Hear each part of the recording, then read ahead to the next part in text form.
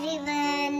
तो मैं आ गई हूँ आपकी फेवरेट स्टोरी पॉकेट में आसमान का आज का एपिसोड लेके। आज का एपिसोड बहुत ही इंटरेस्टिंग और धमाकेदार होने वाला है, तो प्लीज वीडियो को एंड तक जरूर देखें।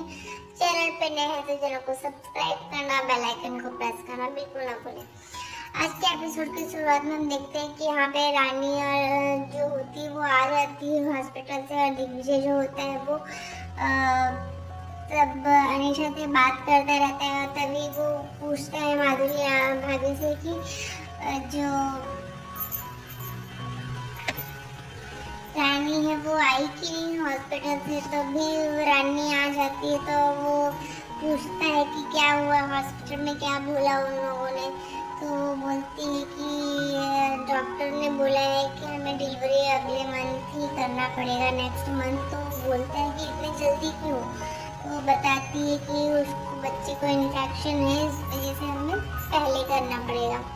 तो बोलते हैं अच्छा ठीक है। तो फिर क्योंकि किडनी में इन्फेक्शन है इस वजह से, तो फिर वो समझता है उस बात को। और फिर यहाँ पे हम देखते हैं कि सब लोग वहाँ पे अनीशा को पैम्पर करते रहते, उससे बात करने की कोशिश करते, उसे समझाते हैं, उसको थोड़ी सिंपैथी देते हैं। तो जो अनीशा होती है वो बोलती है कि मुझे समझ में नहीं आ रहा, मैं कैसे मैनेज करूँगी, अब हॉस्पिटल कैसे संभालूंगी। तभी वो बोलता है कि कोई बात नहीं अनीशा, हम हॉस्पिटल चलेंगे और मैंने सब कुछ बता दिया है कि किस तरीके से क्या करना है। और मिस्टर बजाज की जो पॉजिटिव इमेजेस है वो हम सर्कुलेट करने के लिए मतलब मैंने ऑलरेडी बोल दिया है। तो ये सब चीज़ें समझता है वो, और वो बोल देता है। फिर वो बोलता है लेकिन वो जो अनीशा होती है वो बोलती है कि मैं ये सब चीज़ें कैसे मैनेज करूँगी दिग्विजय, मुझे समझ में नहीं आ रहा है। तो वो बोलती है कि कल मैं जाके अनाउंस कर दूँगी कि उस हॉस्पिटल का चेयरमैन जो है तुम बन जाओ। तो वो शॉक्ड रह जाता है। और यहाँ पे अनीशा का ये चाल देख के रानी को भी शॉक लगता है कि क्या बोल रही है, मतलब अचानक से ऐसा क्यों, इसको चेयरमैन क्यों बना रही है।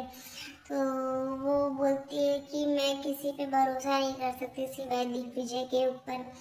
तो सब लोग को ये सब थोड़ा नॉर्मल लगता है, पर दिग्विजय को थोड़ा ऐसा लगता है कि ये शायद इमोशनली होके इस तरीके से कर रही है। पर रानी को लगता है ये एक चाल लगती है इस तरीके से कि ये अपनी तरफ दिग्विजय को कर ले। और फिर यहाँ पे हम देखते हैं कि जो अनीशा होती है वो उसको बोलती है प्लीज, उसके आगे हाथ जोड़ने लगती है, प्लीज दिग्विजय तुम मान जाओ। क्योंकि यहाँ पे हम देखते हैं कि दिग्विजय जो होता है थोड़ा उसके अंदर सिंपैथी आ जाती है कि वो इस तरीके से है। तो फिर इस वजह से वो उसको अच्छा फील कराने के लिए कि उसको ठीक लगे, तो इसलिए वो हाँ कर देता है। और यहाँ पे हम देखते हैं वो उससे बोलता है चलो ठीक है, तुम्हारे कमरे में तुम्हें लेके चलता हूँ।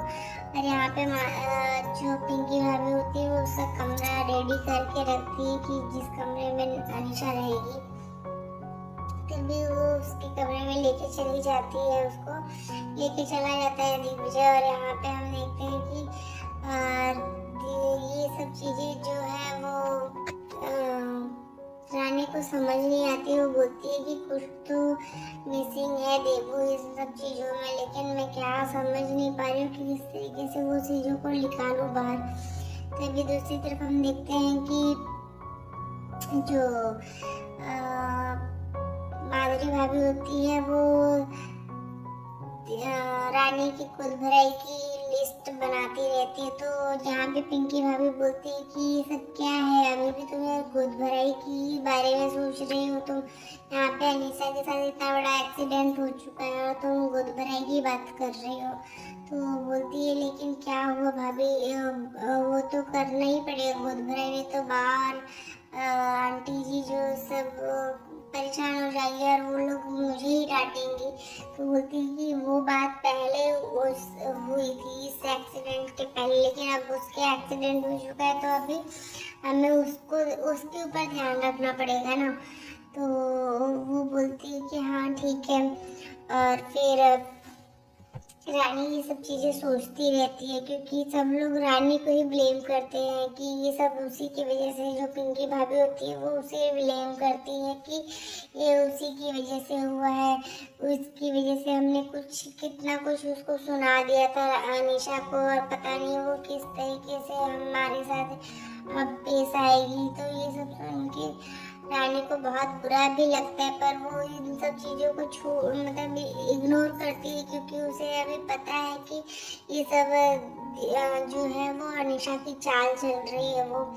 तो यहाँ पे हम देखते हैं दूसरी तरफ कि अनीशा जो है वो खाना खाने से इनकार करती है, तो दिग्विजय जो होता है वो उसे खाने के लिए बताता है, और वो उसे बोलती है कि तुम जाओ, तुम्हें अभी रानी के पास तुम्हारी ज़रूरत है तो तुम उसके पास जाओ।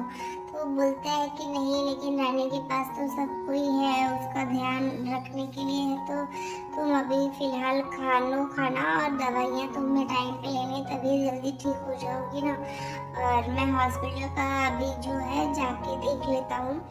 तो फिर वो उसे बोलती है नहीं, मुझे नहीं खाना है। फिर जो पिंकी भाभी होती है वो खाना लेके आई रहती है, तो अनीशा को वो बोलता है कि चलो मैं खिला देता हूँ। और यहाँ पे रानी जो होती है वो ये सब बातों को सुनती रहती है, किस तरीके से अनीशा नाटक करती है, और फिर उसको खिलाता है। तब यहाँ पे रानी जो होती है थोड़ी देर के लिए उसकी आँख लग जाती है, तो उसे वो सारी चीज़ें याद आती है कि इस तरीके से मिस्टर लाल उसे बोल रहे हैं कि मैं तुम्हारे पति तब उससे रिहा करने के लिए मैं आज इस जेल में फंसा हूँ, और उसकी बहन, उसकी बेटी और उनकी वाइफ भी ऐसे ही इस तरीके से बोल रही है